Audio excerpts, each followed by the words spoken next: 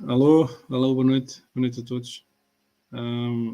Hoje vamos ter a live em inglês e vamos falar sobre o projeto Standardsats. Sorry, we have been talking. I didn't get your name. My name is Ilya Evdokimov. Ilya is fine. So, vamos continuar aqui com o Ilya sobre o projeto Standardsats e vamos já passar para a conversa. Ilya, good evening again. Good evening. How are you? So this is standard question just to open up the conversation. So who are you? How did you get into Bitcoin? When do you find out about Bitcoin? And what are you doing now?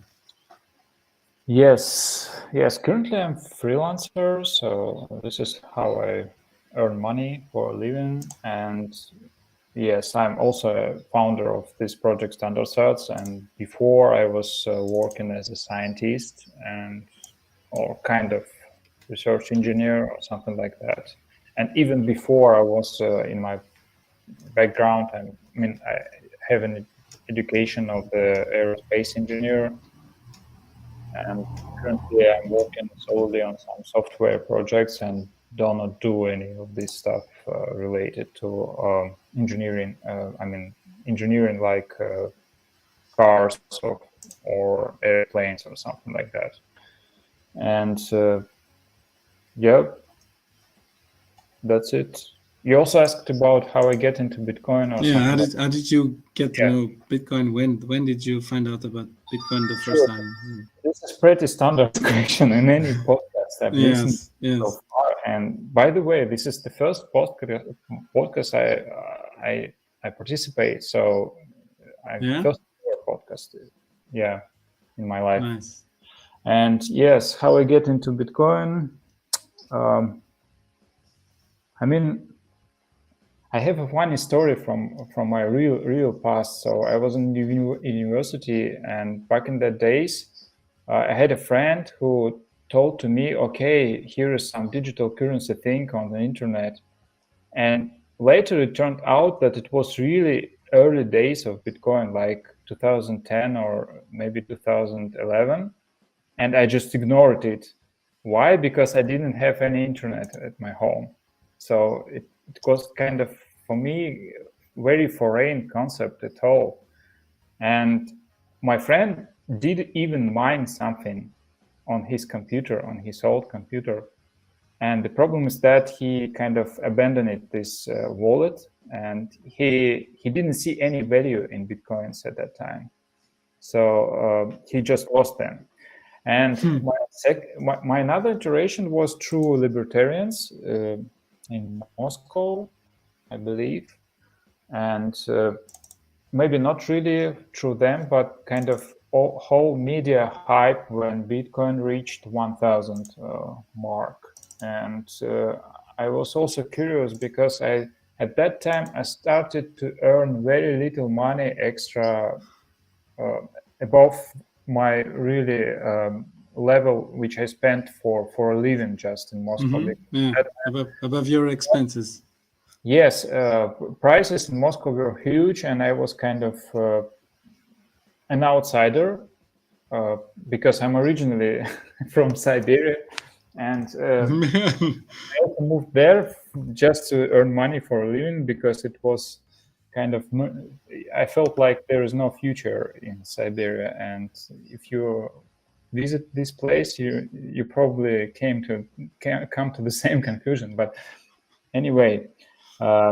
Through libertarians, I kind of get to know what Bitcoin is, and I started to earn this little money. And the problem was that even a little bit later, Russia started a war at more precise date, annexed Crimea Peninsula, and there was not really sanctions, but there was kind of currency crisis, and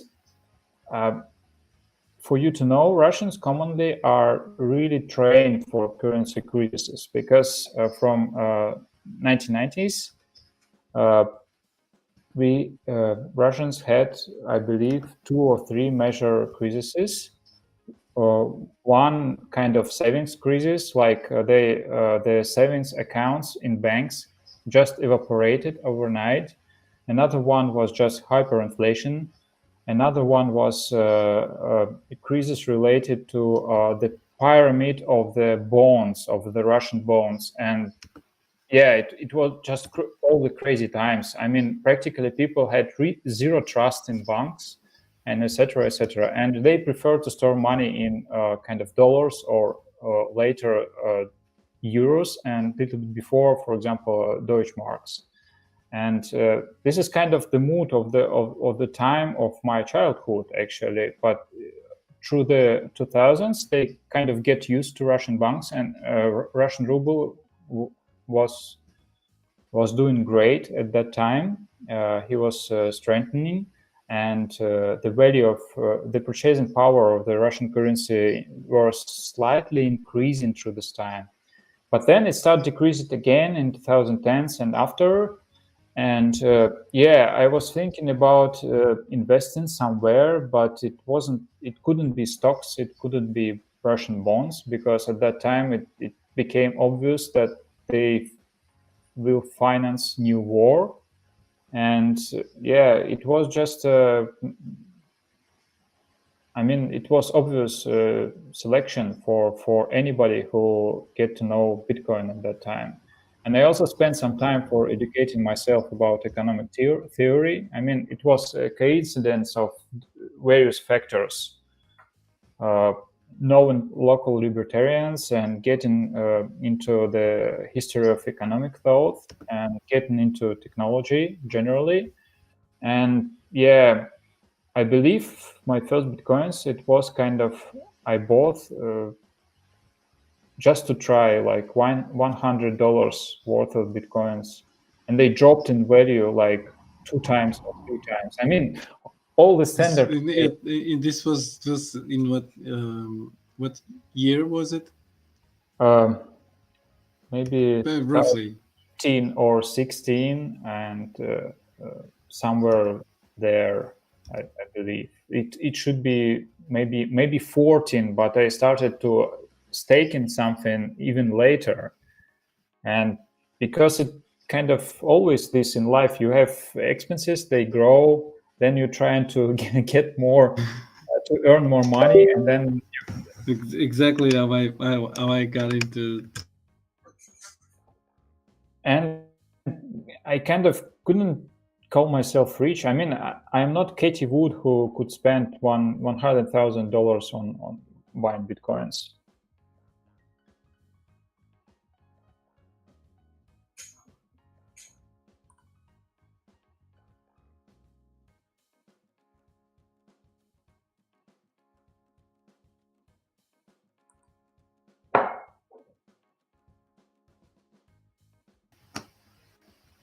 Sorry, I just lost my connection. Hi. Can you hear me? Can you hear me? Ilya, can you hear me?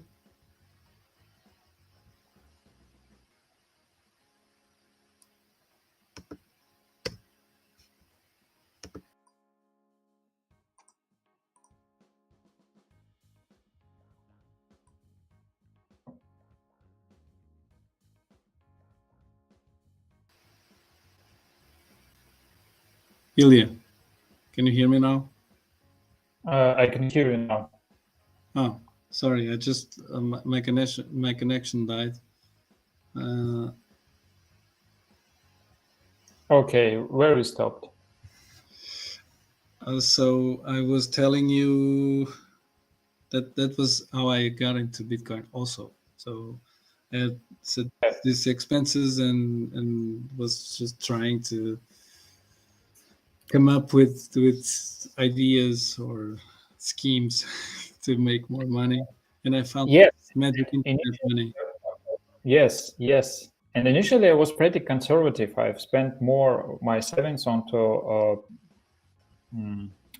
dollar deposits. So because I kind of thought that I need liquid savings at some point, because I didn't feel that my life really secured at some point financially. And when you are kind of outsider in some hostile city, really big city, you need kind of liquid savings just in case. And it was kind of always the problem through my life. And yeah, at that time I just tried a little bit to look into Bitcoin from different sides, and I used BTCE exchange, which also shut down. I mean, it's probably standard way for education of Bitcoiner. You get your Bitcoins at the top or somewhere near the top. Then your savings are dropping. Then your favorite exchange kind of gets shut down by American government. Again, so yes, they are kind of fighting Putin, but they constantly fighting just slightly more educated Russians who try to get money out of Putin, and it works like that every time. And yeah, and in 2017, I kind of changed my job place because I need to earn really more money than I earned before, because I needed to buy lawyer services. And this is because life in Russia may be tough sometimes. And I practically my whole monthly salary I've spent for a lawyer. It was for 1 or 2 years of my life. But at that time, I've started working in the crypto in shitcoin projects actually. And yeah, but this is also the normal way. So, for example, second founder of Standardsats, he also worked for such token projects or ICO. They didn't even finish the ICO actually, so they didn't even they. Yes.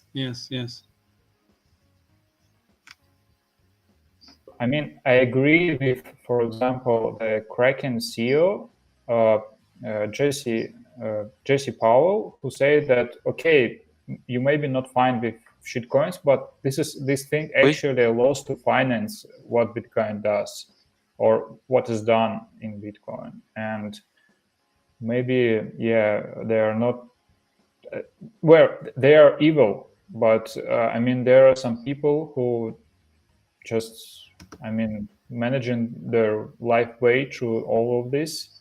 And for example, this summer I tried to find a job in Bitcoin, and I honestly couldn't do that. And I had a limitation that I need to find a job in a specific country, but I mean Yeah. it was really not really. There is no job market at all. If you need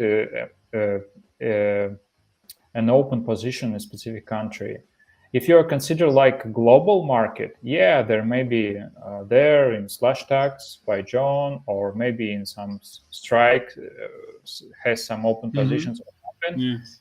And I believe I sent 2 times, for example, my resume to Coin Metrics, and I got rejection both times. And it was purely speculative. I didn't expect that they agree hire me, or I didn't hope for an interview. But yeah, nonetheless, my personal experience is that there is no job market for now, and we are really early. It's easier to start a new project in Bitcoin than find a job somewhere. And this is why we decided to continue this thing with Standardsats. We were close to closing it actually after the war started, because the whole situation was too depressing. And we actually, through the chats, we know the developer of the Simple Bitcoin wallet. Yes, And Anton. he actually did a lot for the industry or what we call this stuff for community just by delivering this product. And we know that he kind of went to fight, and this is and there is also some certain risks. I mean, the market dropped generally, and there is also if we, for example, have expenses in Bitcoin, then we need to. It's obviously, if you are Bitcoiners who try to run our own project, it means that we may spend our savings Yes. as a founders, and it means that our expenses are really increasing in bitcoins through this bear market. It means probably that it's better to find a new job somewhere else, because we just started. We have no revenue and we have no large marketing, so we cannot really I don't know, make a crazy bootstrap of our project just by visiting some conference in El Salvador. Just visiting El Salvador is pretty expensive. Yes.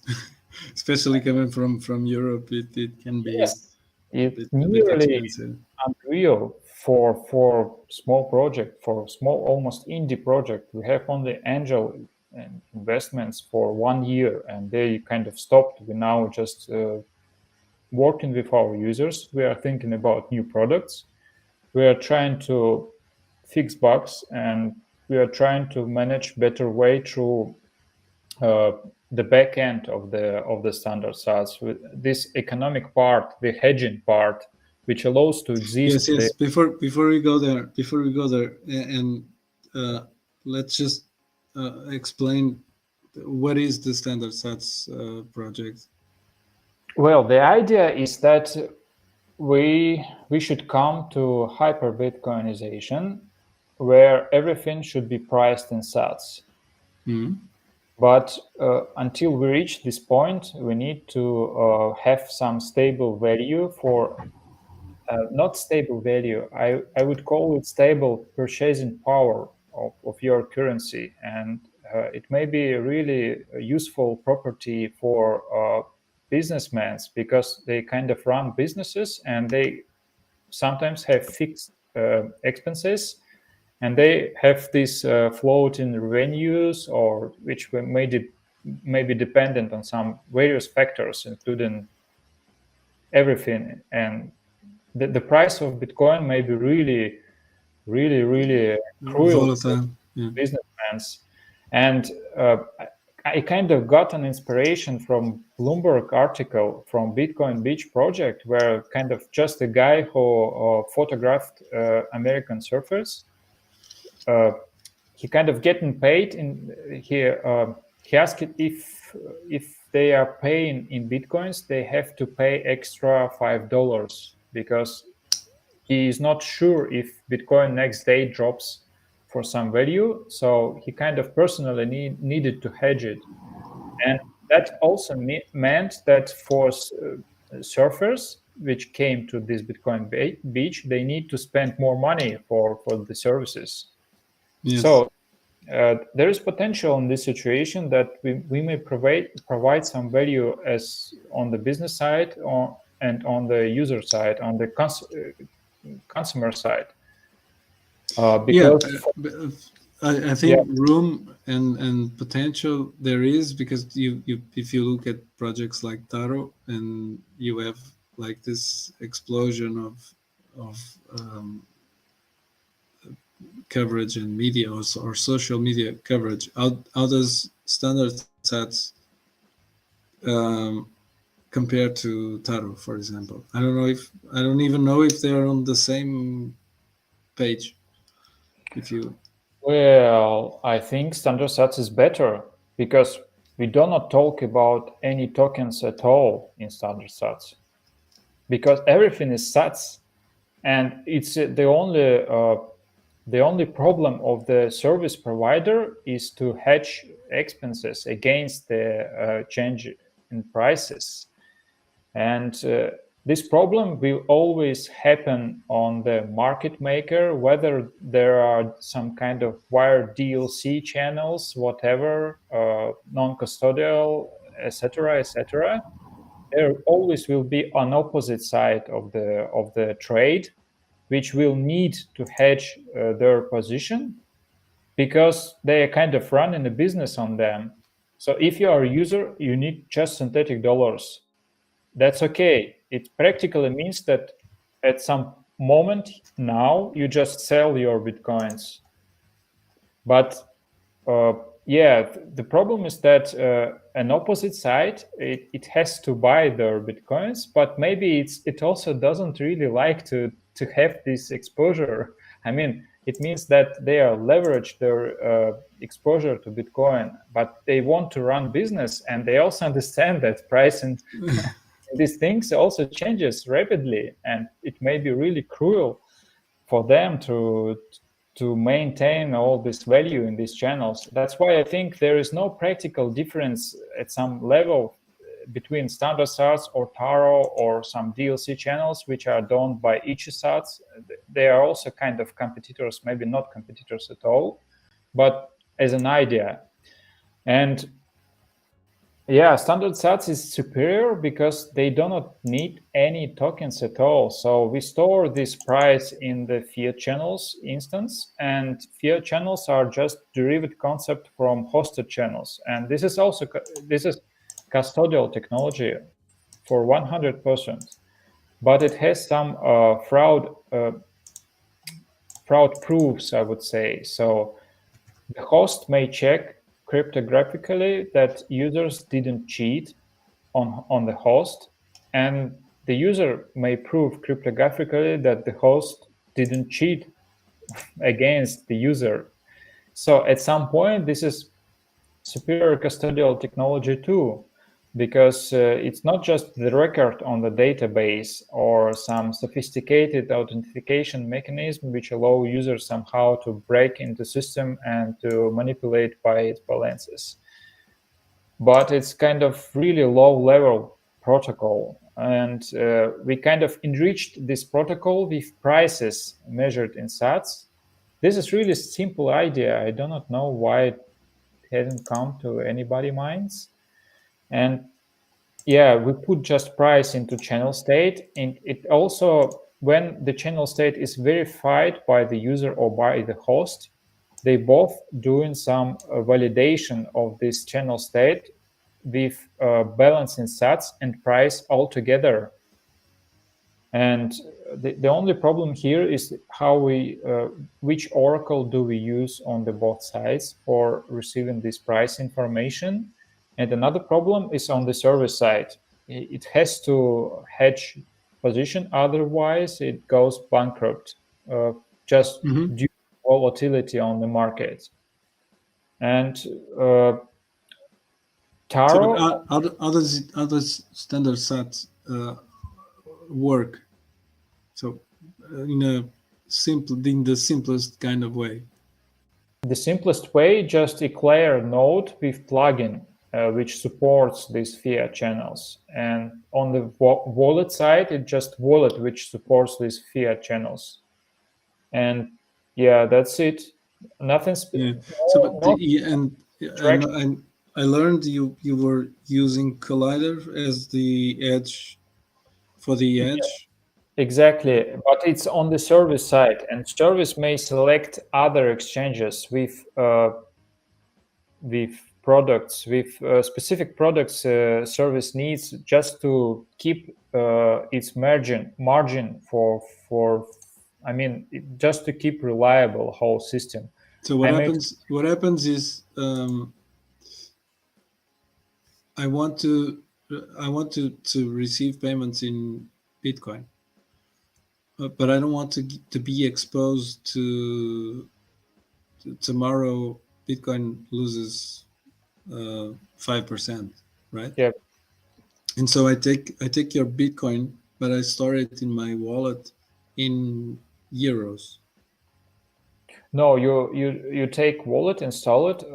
There is a USD channel which opens automatically, and you may receive into this channel, and it will always will be always dollar denominated balance, but it will work like hosted channel in simple Bitcoin wallet. And or currently it's also So it's open Bitcoin wallet project by Jeff.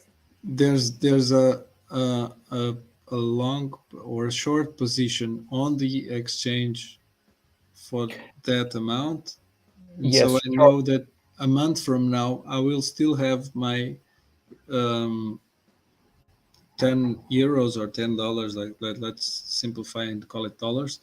I still have my $10 at the end of the month, yes. independently of the. That's what service guarantees. And uh, yeah, as this is custodial technology, you shouldn't store there any of your savings at all. But the point of the service that it should always guarantee fixed value, fixed purchasing power of your sets equal to $10 in this channel if you are using fiat channels. If this is just regular hosted channel, it value in US dollars will be always following the Bitcoin price, because in just regular channel you store only sats. And at this point, it is pretty similar also to eCash systems, because we may think about transferring channel state. I mean, you have this custodial channel state on your device, and you may just transfer it with some specific public and private case dedicated to this channel to some other device, like a token. And you may use the channel state there and kind of update it while you're interacting with the host. And there will be no difference. And at this point, it's really similar to eCash properties, but the thing is that we do not do that. We do not transfer. Our application doesn't allow to transfer channel state between wallets because it's kind of useless. You may just send sats from one channel to another channel. And in Tara project, first of all, they still rely on chain. So they do some commitments into Bitcoin, which makes it not really off-chain technology. Second of all, Tara, in order for Tara to be working, it needs special nodes on the road just to transfer an asset across the network. And this is also kind of, I mean, Standardsats does it better because it doesn't need any nodes. It just needs some other Lightning node just to send Lightning Yes, pay. yes, yes. It's like the diagram Jack Mallers presented at the Bitcoin conference. So you have euros on one side, it gets transformed to Yes, it gets Bitcoin. It really close ships to what? Sorry, I didn't hear you. how Strike Yes, operates. it was a simplest explanation um, of the workflow. So you have fiat on one side. So you only work with Standardsats only works with dollar right now, or can I have in No, euro? we have also euro channels, so you may just close this dollar channel, dollar fiat channel, just swiping it in the interface and scanning again the node QR, and it will it will propose to you to open new fiat channel So, 2. but this is hosted channels, right? So it's Yeah. a node that opens to me. Uh, That no, after you delete in this new channel, the fiat channel, the dollar fiat channel opens automatically just because it was kind of put into the application. I mean, this protocol, when it starts to work, yeah, yeah. it's to a service node and ask for new channels to be opened. But you have to do manually to switch to Euro channel. And there are also different, various kinds of different funny currencies like Deutschmark. You know that Deutschmark is dead. I mean, it's not existent fiat currency, because Yes. any fiat currency eventually dies. And we kind of, it was a thing we did for fun. So we did this, for example, Deutschmark, it's kind of frozen against the euro, so it has fixed rate. Hmm. And the allowed us to make this funny thing. We added some dead currencies inside the wallet. So if you really like Deutschmark, you may open channel in Deutschmarks. And yeah, it's funny because Ben from Allenbit was trying to make some Welsh, I think Welsh pounds or we did that. We did that. yeah. And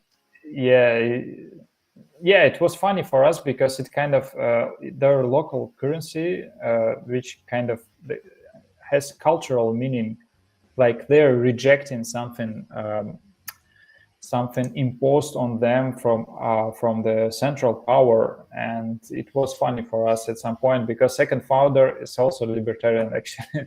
This is why we get to know each other, I mean, remotely, because we have common friends among the libertarian party in Moscow. And yeah, this is why we kind of share these values at some point. Yes, it's interesting.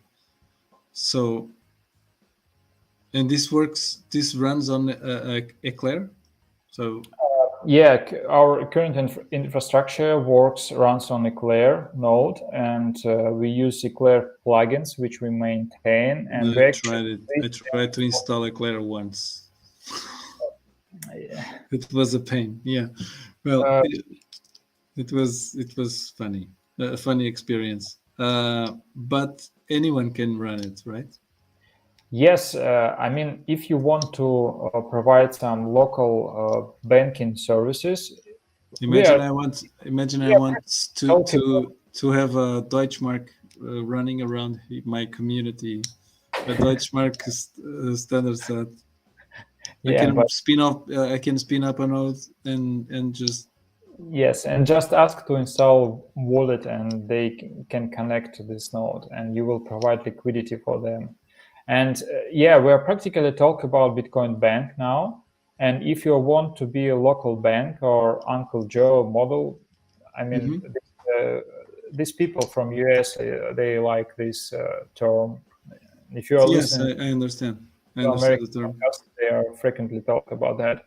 And this model actually, I mean, the source code we have posted on our GitHub allows to build such system locally on your village or something. And there is Collider Exchange service backend service, just because Collider provides a proper type of contract. It provides perpetual futures, and this is really important because we may also develop, for example, the interface for LN markets, because this exchange also allows no KYC accounts. But the problem is that they have more expensive contracts, and they have really, I mean, the provider will burn on funding the position for synthetic stablecoins. But on the Collider, the service may actually receive money for the position opened for hedging Bitcoin balance. And recently, Arthur Hayes, do you know this BitMEX founder? Yes. So he practically wrote a post about how Standardsats operate, and he doesn't know about Standardsats anything. You should. Which frequently happens with really stars of our industry at some point. And he practically described what I earlier described in my posts before. And yeah, there is he talks about centralized model. So he talks about that there is no need in this decentralization if user or consumer needs stable value or stable coins, because it's not the measure sales point. And on the other hand, I may add to this, not just that decentralized stable coins are capital inefficient, because you as a user have to post twice or 1.5 more Bitcoins just to fund your position. And this is not really convenient for you. You may be constrained in your Bitcoins, but we need stable coins anyway. So you have to go to the exchange, or you have to install some other wallet which supports these stable coins. And this is all kind of messy thing. And he talks about that decentralized stablecoins are not efficient, and the value proposition is such that the market maker maybe and a service which provides liquidity may be the same entity, and it makes things really running. And this is how Standardsats operates. However, second founder also wants, and likely he will work on some more decentralized solution for our fiat channels. I have slightly different ideas. I have ideas about separate DLC contracts for insurance of the fiat balance, and they may be somehow paid additionally for users. So if you are kind of simple user, you need to store it only $10. You do not need insurance on your funds, obviously. But if you want to store in fiat channels, for example, $10,000, you may want to insure your funds, and actually the service will provide you liquidity for this non-custodial insurance at some point. And you will only pay for maintaining this position and paying for capital costs for the service. And this model seems to me more modular and more cheap for many users. And I pursue this Yeah. thing So later. how does the Standardsats project? Sorry about making these comparisons, but these are more known projects, and it's good to know the differences in why Standardsats is better or not. It's but how does Standardsats compare to what the Galoy is making with the with the Bitcoin Beach wallet? Do you know Really, the projects? yeah, really comparable. We do not do payouts once per month. Yeah. We allow payouts 24 hours per day because it's kind of it should be working like a regular Lightning wallet, and that's it. That's the point of our user experience and our user interfaces. And but in a general sense, it works really similar, with the exception that Galois use OKX exchange for perpetual swaps positions, and we also will use different exchanges for hedging our position. Now we are too small to experiment with all Of that, but course. I kind of have the next problem I will work on. I will work on new clients for our backend, new clients for other KOC exchanges, because they provide just more liquidity, more capital, and they have more efficient markets. Yeah, and But I think probably uh, most merchants or people would want to have this secure uh, value for paying expenses in the end of the month. For let's say merchants, they probably don't care if they have to do KYC. They already do it with the bank, with whatever services they are using right now to receive payments. So probably KYC won't be an issue.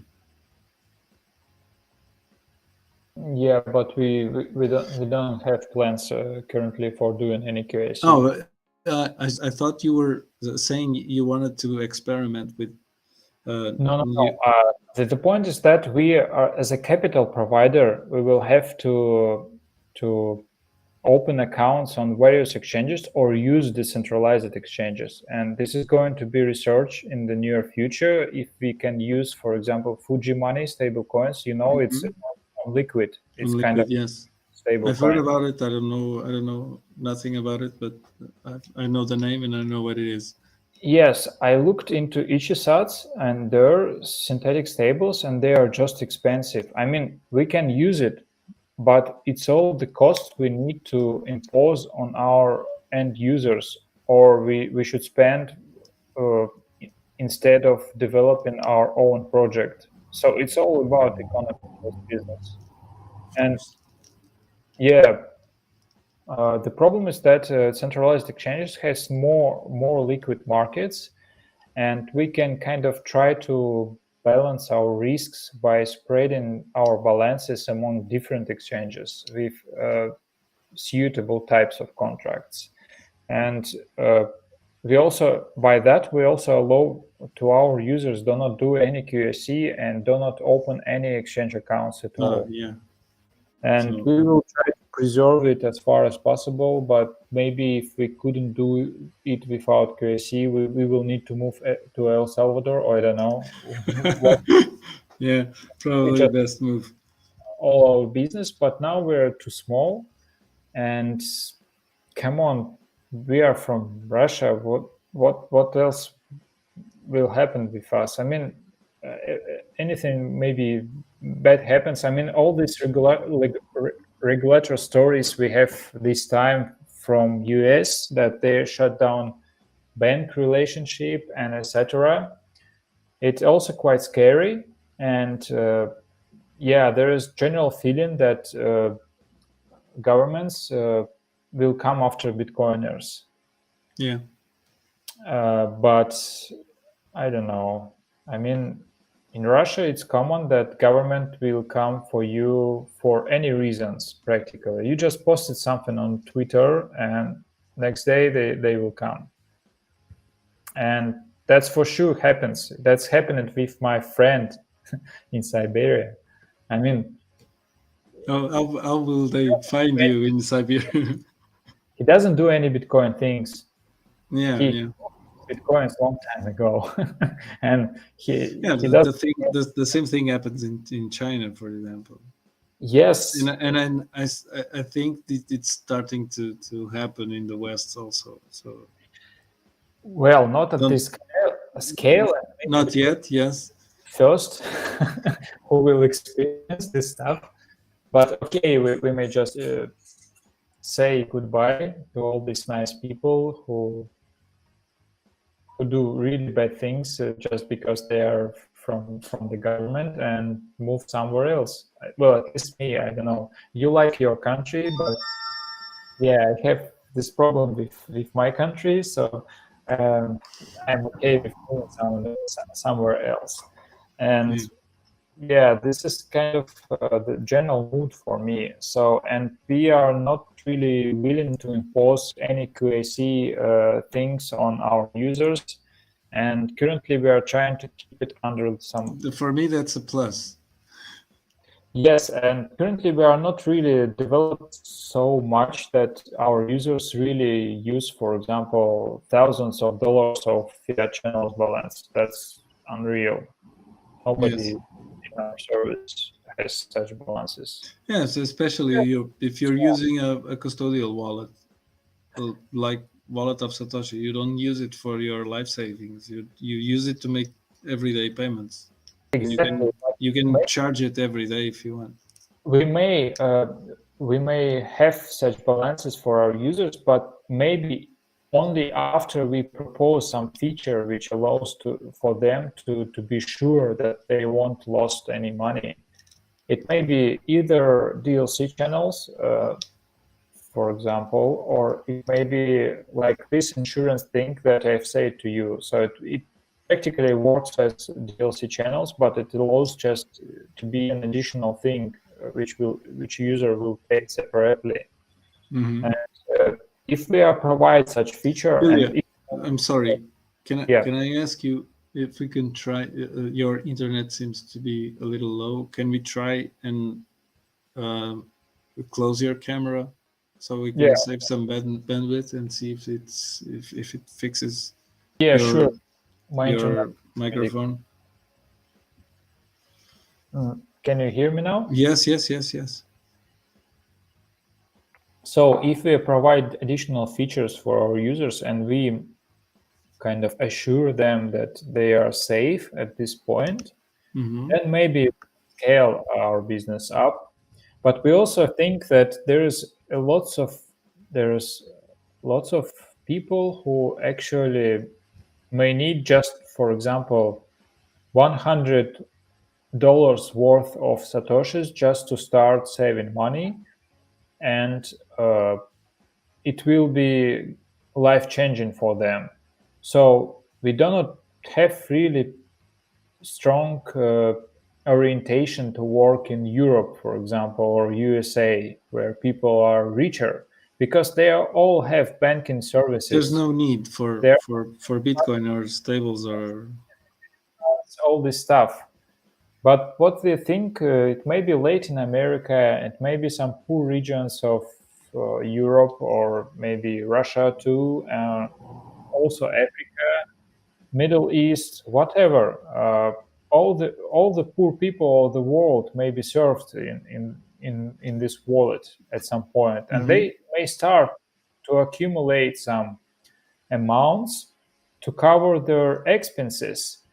And after they handle this volatility, after they will be able to handle this volatility of the Bitcoin market, they may transfer extra money they are saving into hard bitcoins, into UTXOs,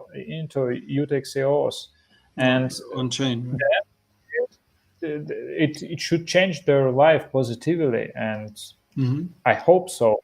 I have no kind of, I'm not 100% sure that it will happen, but I also know from my life, but when I was just a student, I tried to save some money.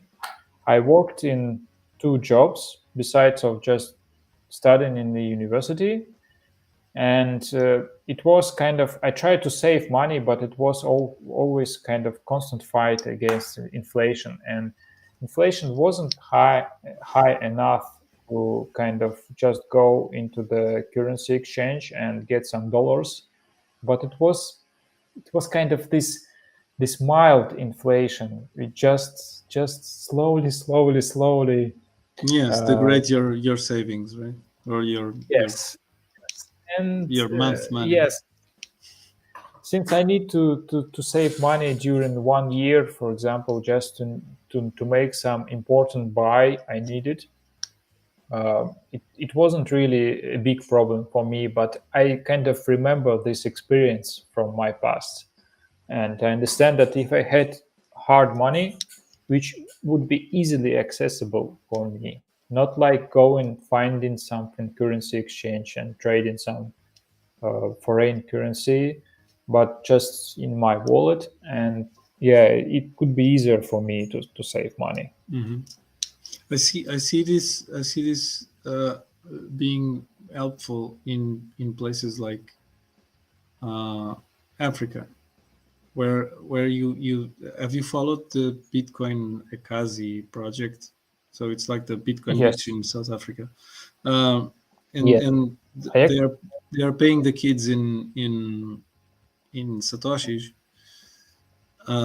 They pay the kids in sats, but then if you have a lot of volatility in Bitcoin, this can be harmful for them if they want to if that is their money to spend on food in that week. Sometimes it can be difficult if Bitcoin drops 20% or 50%. But it's not in a day, but you see, and having this way of storing $100 because I'm gonna need $100 at the end of the month, and I know they will be $100 independent of the trading price of Bitcoin. It's important. I think it's important for them. yes, I actually this have one project in mind. So I maybe I will use micro lancer.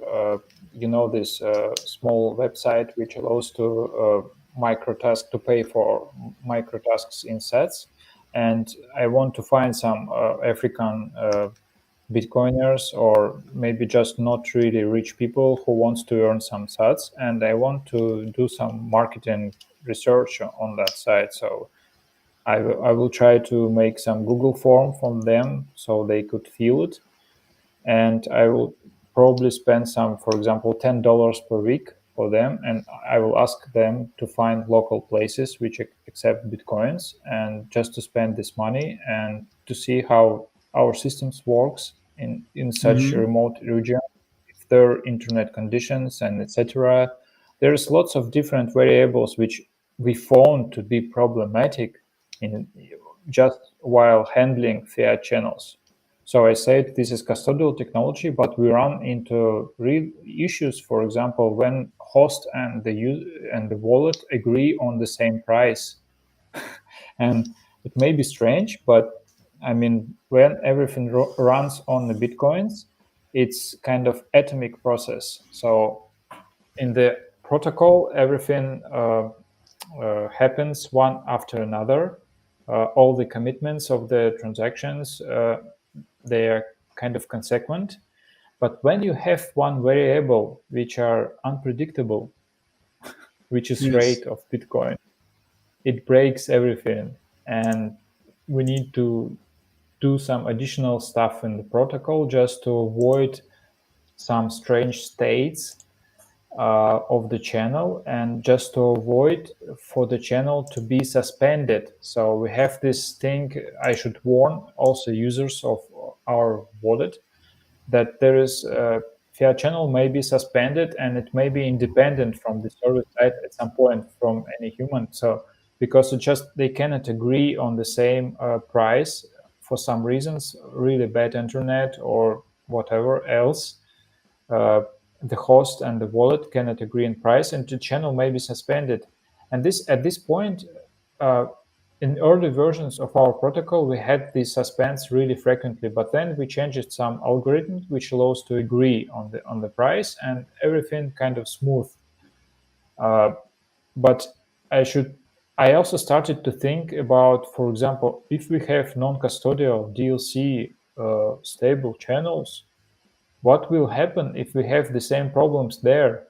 It practically would mean force close and or something like that, and it actually makes really expensive this technology on this decentralized non-custodial way. Yeah. Besides of that, it's not really centralized because you always need to have an opposite side in your trade, so it's kind of natural centralization. It turns out it's non-custodial, but it's centralized completely, and you need to find an opposite state, and you need to kind of find out about Bitcoin price.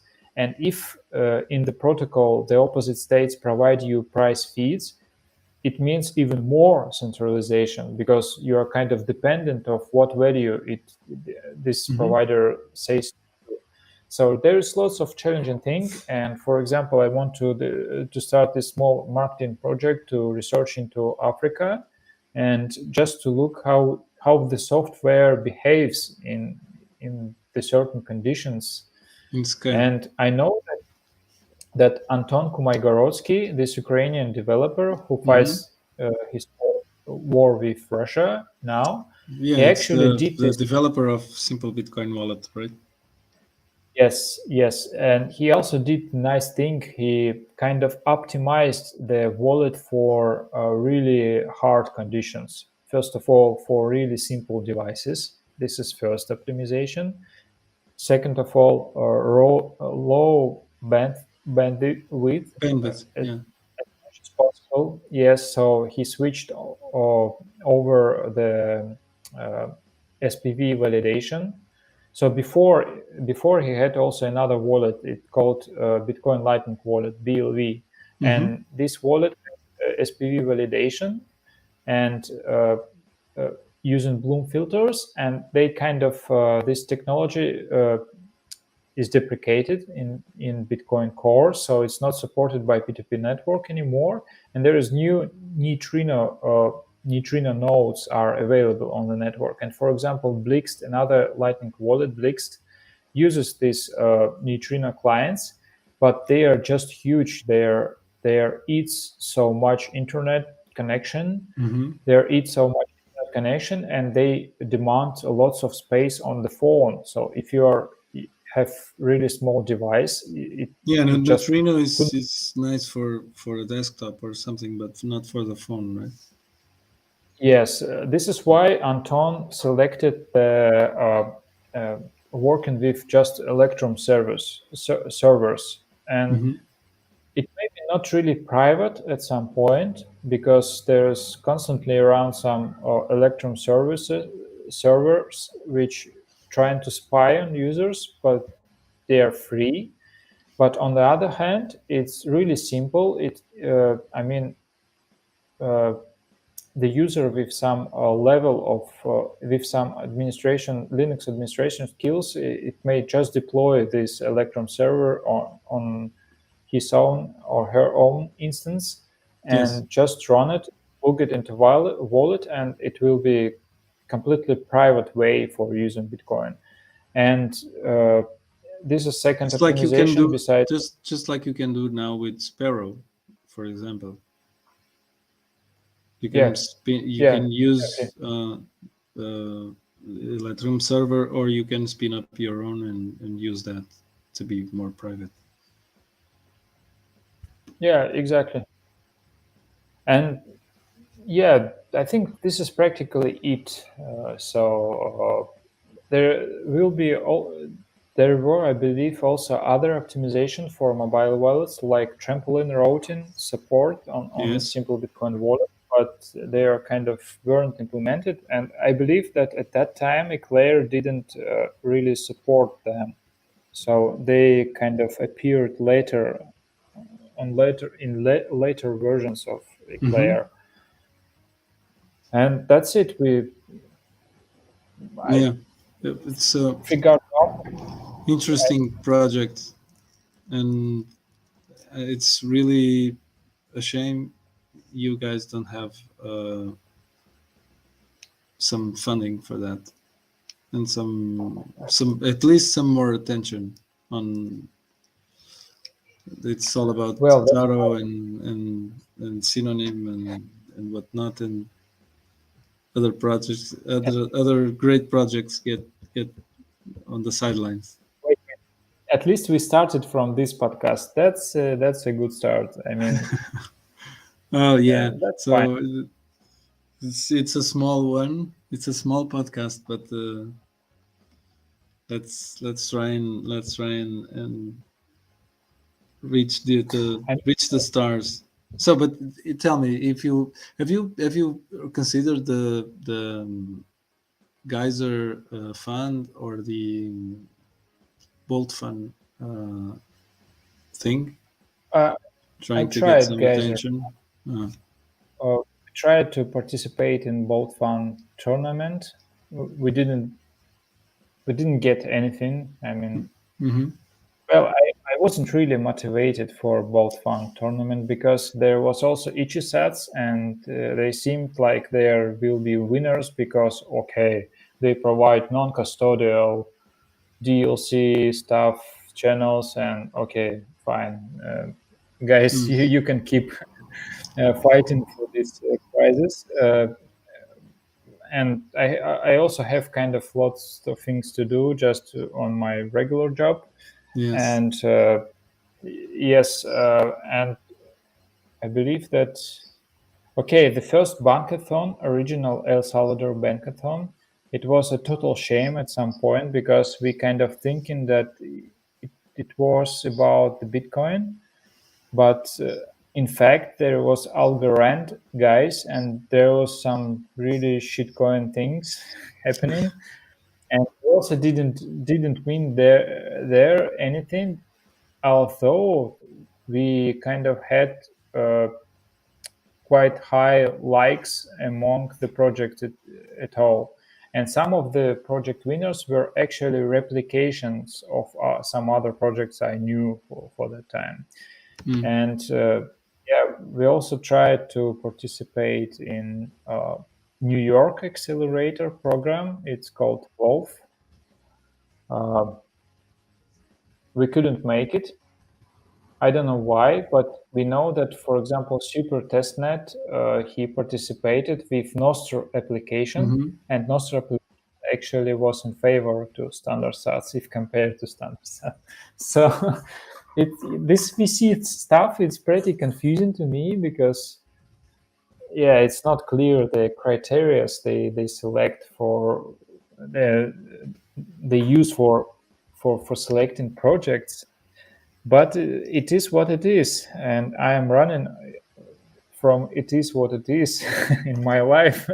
Yes. But yes, we are kind of interested in slow development now at this point, because for example, the second co-founder, he had a lightning node in Moscow, and after the war started, it became clear that we need to move somewhere. And he also moved outside of Russia, and he left Russia, and he obviously couldn't control his Lightning node anymore. And he had really big funds there. It's not like our front node, which is on the cloud, and this is not safe. Everybody understands it, but we need some really easily accessible node with good bandwidth, with good internet connection, and etc. There's lots of requirements for a service at some point. And Yes. my friend had really big node in with And good connection with that all costs se- money. yes, but the war started, and what he should do when he moved to another country, separate to his node, which is not controlled. And this is all became really crazy for us because he needed to move all the equipment, and he needed to practically shut down his node, and we need to deploy another node which we control. I mean, it will be like more safer use of Lightning Network equipment generally in software too, not like on the cloud, but in some Yes, and uh, the data hardware, center. hardware servers. Not in the data centers, yes, but just controlled by the individual. Mm-hmm. And we will get some more impetus for development, just in a sense for serving more people with the same liquidity provider with the same node, because there's some another hidden technologies were put into eclair clients like private routing channels, and this is pure credit on Lightning. This is can be separate discussions because some Yes, people may don't. I think Eclair is falling behind because of the difficult installation in Java. Well, installation wasn't the major problem, but the major problem with Eclair, to my opinion, is configuration. Mm. Because uh, when I first deployed Eclair, I get 5 force clauses instantly because there was some default setups of the node which weren't really good Mm-hmm. for real life. I mean, Yes, it's yes. just fantastic in Blizzard. And after I started using Eclair, I did lots of bug reports about how it works with remote core node. And developers was like, "Oh, you are using remote core node. This is not supposed how we use Eclair." But I was kind of, I mean, since then I know several Eclair users who use remote core node because it's more safer. You kind Yes. of you have some funds on it, and you may have some split of the funds. For example, something stored on the core node and something really hot stored on the Lightning node directly. And yeah, it was really a really long story with running Eclair and optimizing it. And also Anton, the developer of the SBV wallet, helped with something. He actually gave some insights about how Eclair node operates. and it was not so hard to make it running. But there came next problem with Eclair code base. We started to develop some plugins for Eclair, and since the version 0.8, they kind of reworked everything, and it it kind of it just started to be a real problem for us because we have two founders.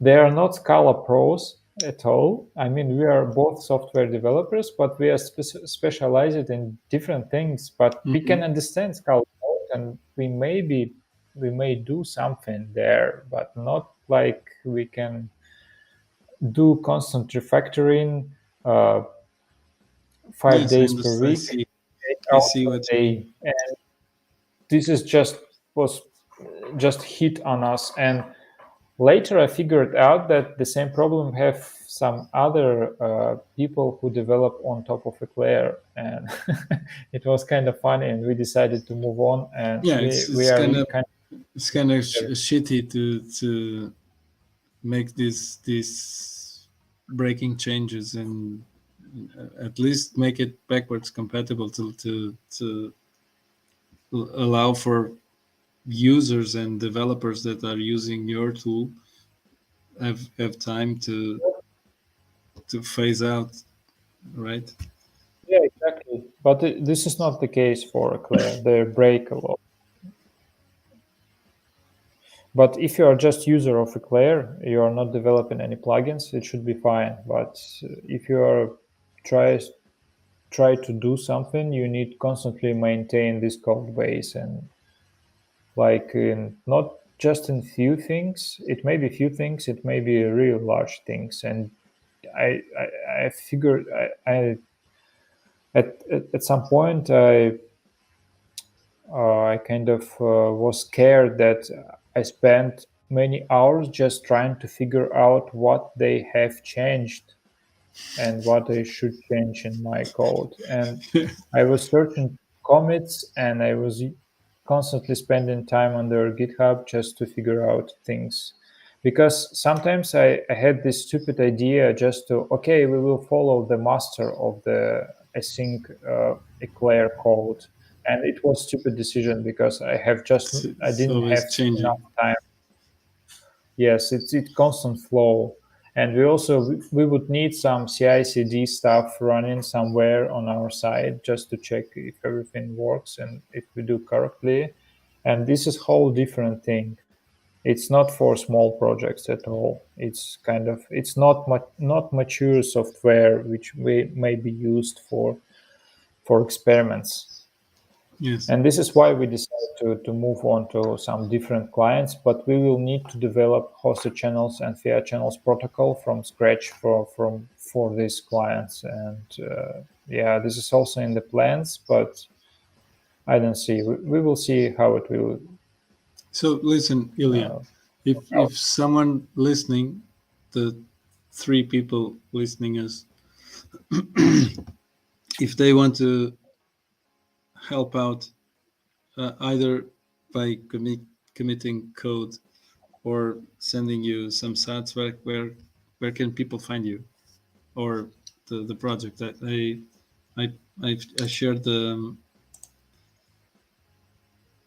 GitHub page. It's Standardsats. Yes, but we don't have any donations there.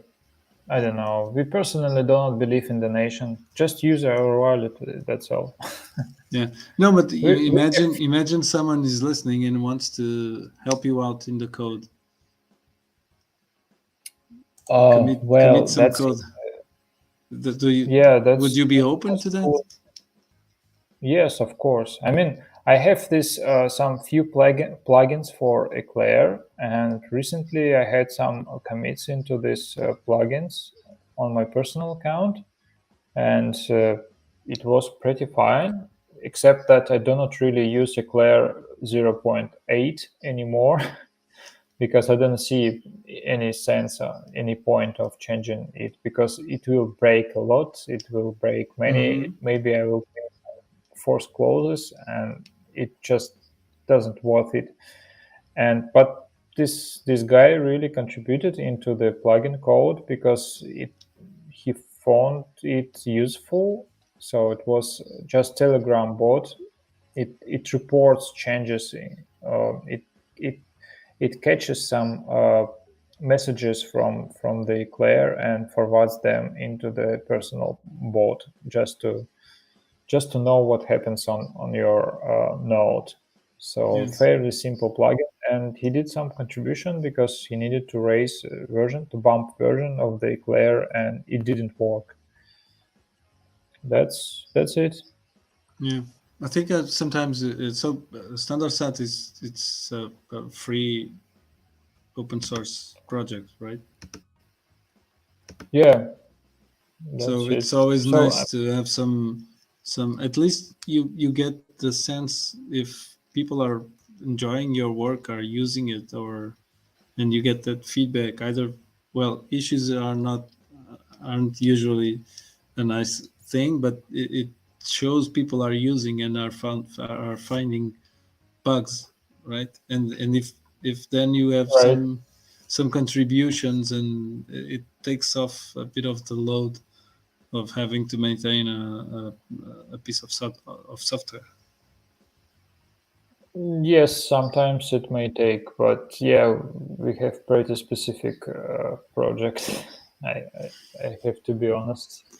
Mm-hmm. But yeah, we will probably spend some time maintaining Ln Bits extension for creating synthetic or for hedging actually just the for hedging Bitcoin liquidity on Ln Bits wallets, and it will be kind of not really our specific thing, but we will try just to help community in that sense because yeah, I mean this financial engineering should grow.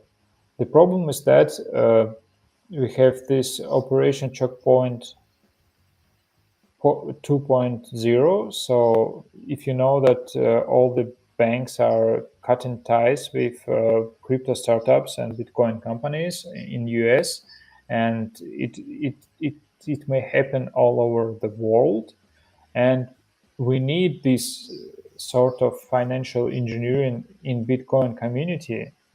We need to work with hedging volatility of Bitcoin. In later, when fiat just dies, I mean, fiat money dies.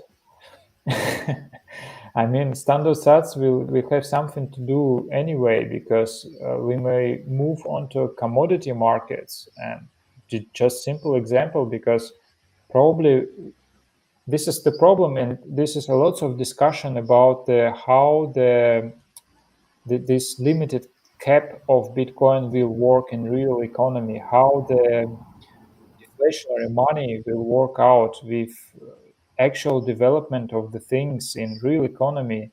And there is some believers that there is some people and Bitcoin OGs who are not believing in it. I mean, they think that deflationary economy doesn't work. I do not agree with them because it's just matter of markets. It's just matter of functioning commodity markets and other markets, financial markets too. And of course, the world with hard currency will need less credit by definition because Mm-hmm. people may money. In it just the opposite side of the flip side of the coin of the There's same coin. a guest we had a couple of months ago.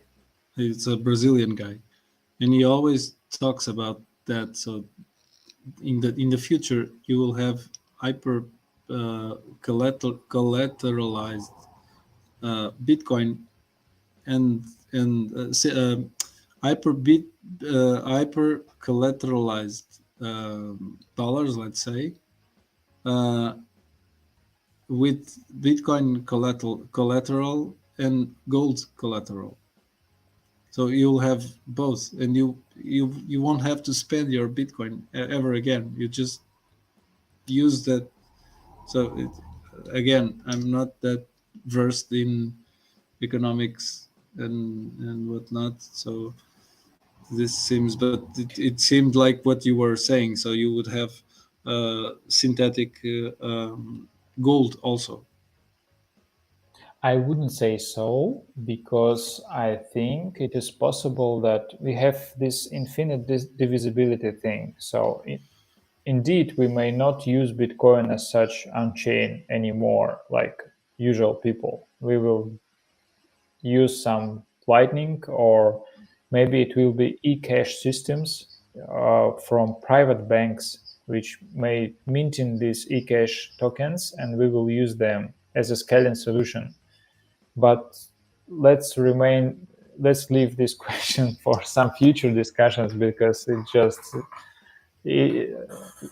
is just crazy.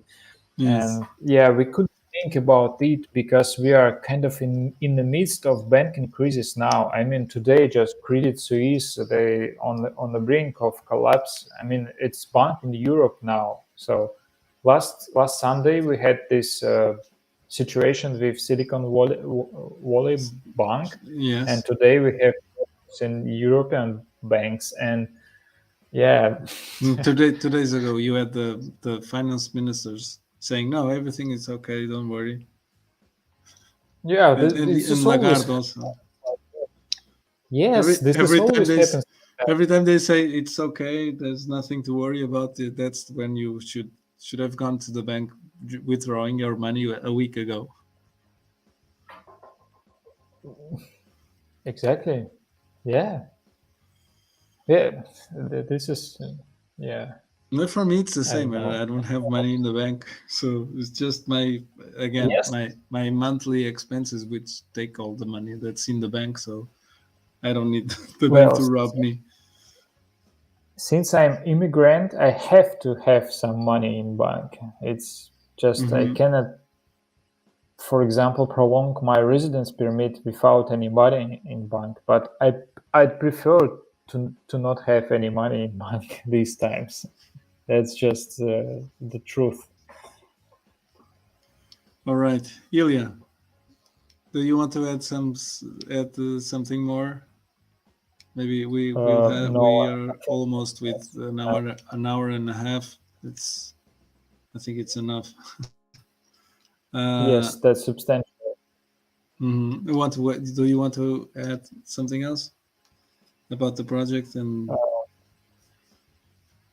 you want to ask some No, help just report about issues, and that's it. and This is use the why software?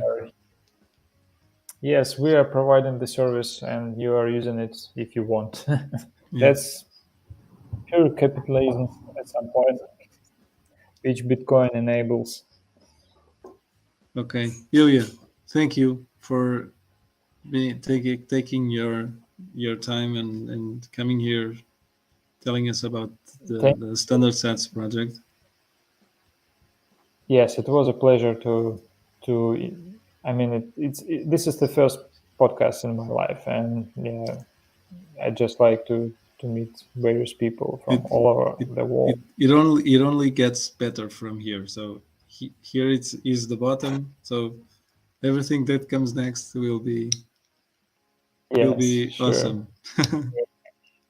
Okay, good night. So good night, Ilya, and don't hang up. We'll just hang out in backstage just 2 more minutes just to say goodbye. Okay. Bring the vodka and the girls. I'm just gonna say goodbye to the people. No, I Uh, don't drink water. ok, I'll drink yours. Uh, Okay. bem, malta. Até para a semana e não perca o próximo episódio. Que nós também não.